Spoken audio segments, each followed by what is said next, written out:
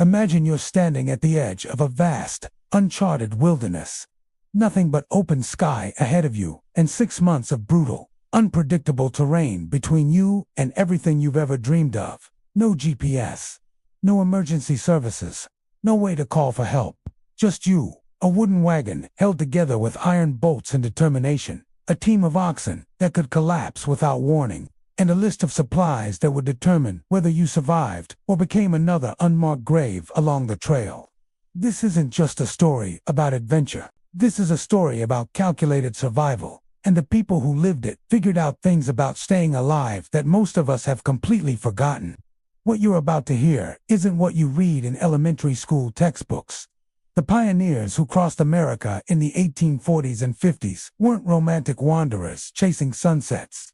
They were strategic, methodical, and often ruthlessly practical human beings who understood that one wrong decision in Missouri could mean death in Nevada, and the things they packed, the specific, often bizarre and counterintuitive items they loaded onto those wagons, reveal a level of survival intelligence that still holds up today.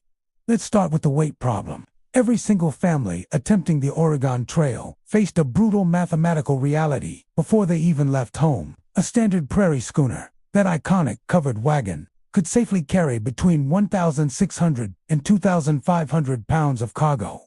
Sounds like a lot, right? Not when you realize you needed enough food for 6 months for an entire family, plus tools, medicine, spare parts, clothing, weapons, and seeds for planting once you arrived. Every single ounce mattered.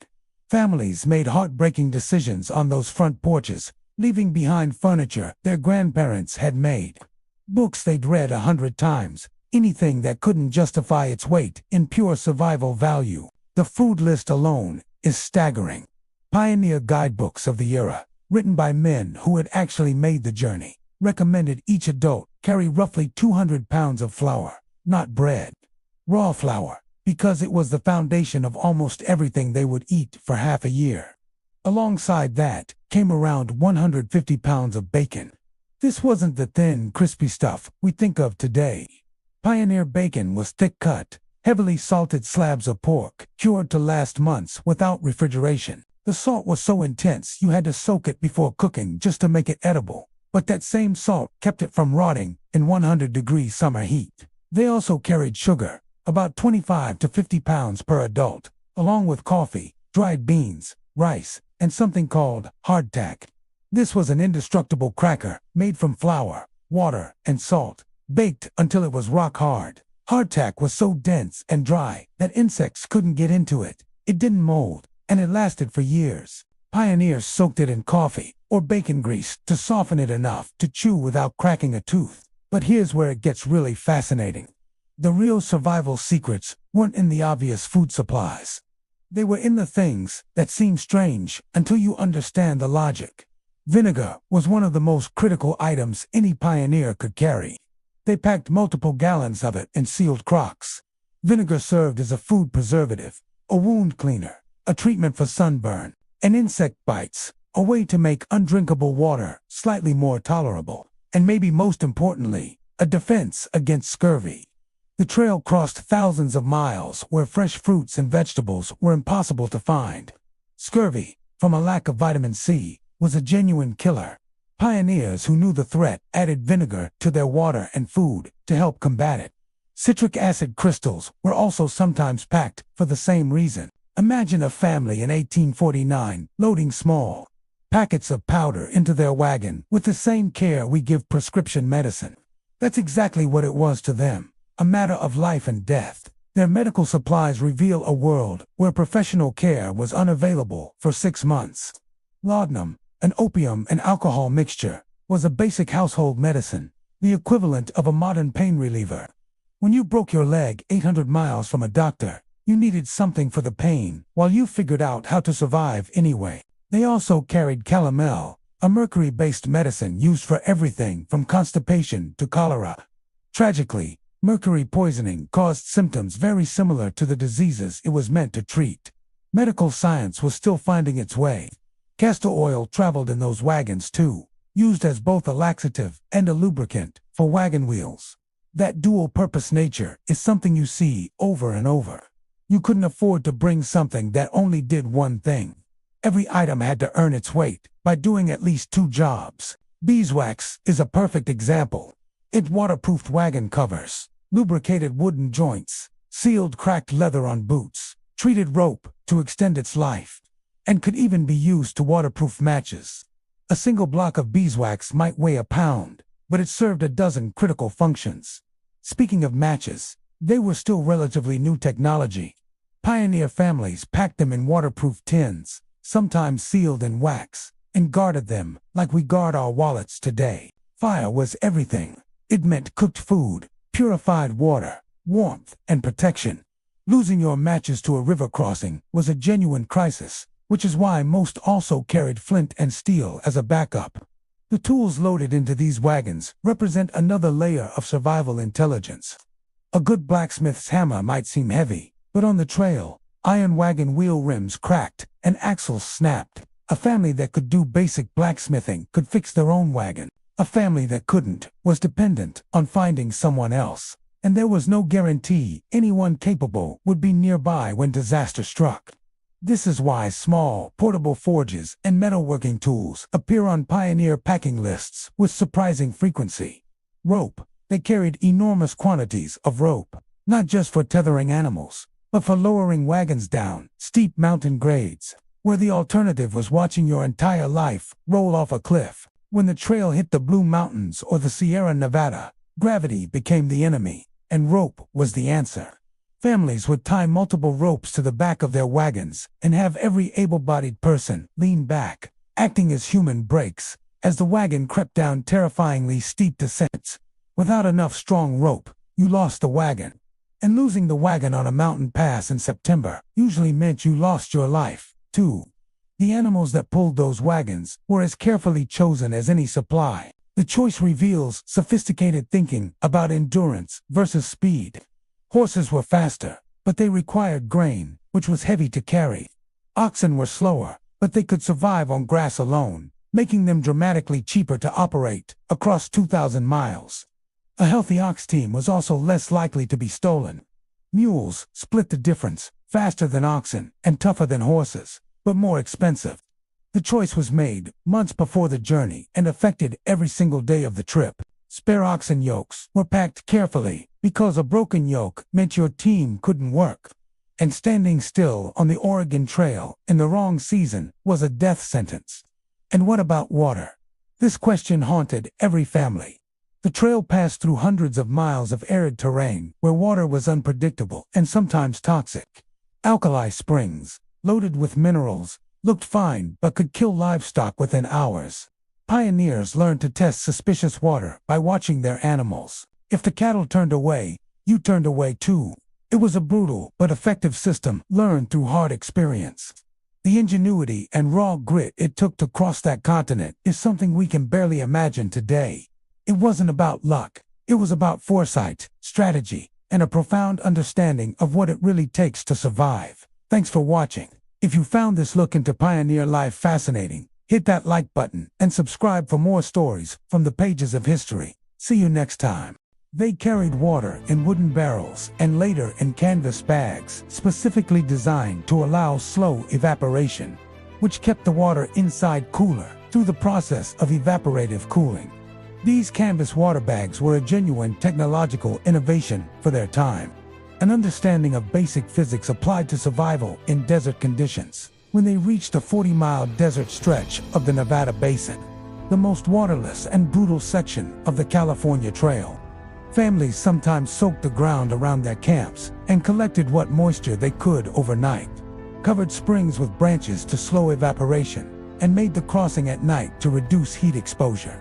The seeds that pioneers packed represent perhaps the most forward-thinking element of their preparation, and it's deeply moving when you think about it.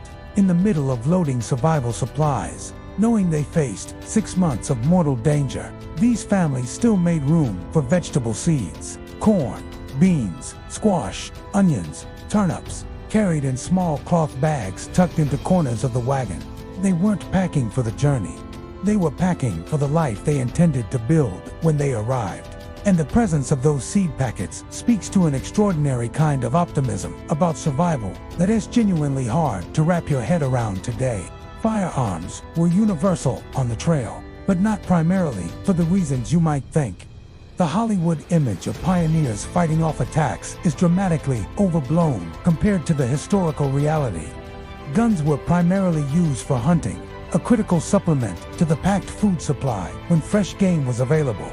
Rifles capable of taking deer and antelope at distance were preferred over shorter-range weapons.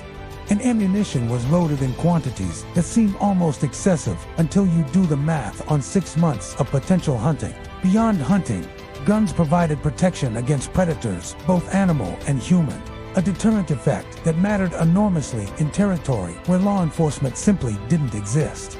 But here's something genuinely surprising that most people never hear about.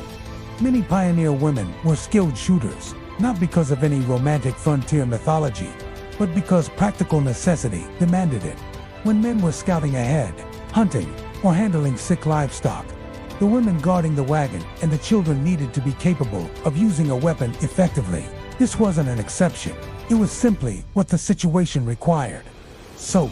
Enormous quantities of soap, usually homemade from lye and rendered fat, packed in blocks and used for laundry, cleaning wounds, washing cookware, and treating certain skin conditions. The relationship between soap and disease prevention wasn't fully understood scientifically in 1850, but practical experience had taught generations of people that cleanliness reduced illness on a trail where cholera could sweep through an encampment and kill dozens of people in 48 hours. Anything that reduced contact with contaminated material was survival technology. The social infrastructure of the trail is something else that often goes undiscussed, but was absolutely critical to survival. Most families didn't travel alone. They organized into wagon trains of varying sizes, sometimes 20 wagons, sometimes 200, because safety and resource sharing made the difference between survival and disaster. Within those trains, different families specialized. One might have a skilled carpenter, another a doctor, another someone with blacksmithing experience. Resources were pooled and shared. Decisions were made collectively. And the social bonds formed in those wagon circles became the foundation of entire communities once people reached their destinations. When wagons broke down, which happened constantly, the whole train stopped, not because of sentiment, but because losing a wagon meant potentially losing the people in it, and losing people meant losing skills and labor that the entire group depended on. There was a profound mutual self-interest operating in those wagon trains that created genuine community out of what might otherwise have been a desperate scramble of individuals. The handwritten journals and letters that survive from these journeys are among the most vivid and emotionally devastating documents in American history. These weren't famous people. They were farmers, merchants, teachers, mothers, and children who faced something almost incomprehensibly difficult and did it anyway. They buried family members along the way, sometimes multiple family members within the same week when disease swept through. They watched their children get sick in the middle of nowhere and did everything they knew how to do with the medicines and knowledge they had, which was often not enough, and yet they kept going. Not because they were superhumanly brave, but because turning back, once you were past a certain point, was often just as dangerous as pushing forward. The mathematics of the trail had a brutal logic. Once you'd consumed enough of your supplies that you couldn't survive the return journey, the only option was forward.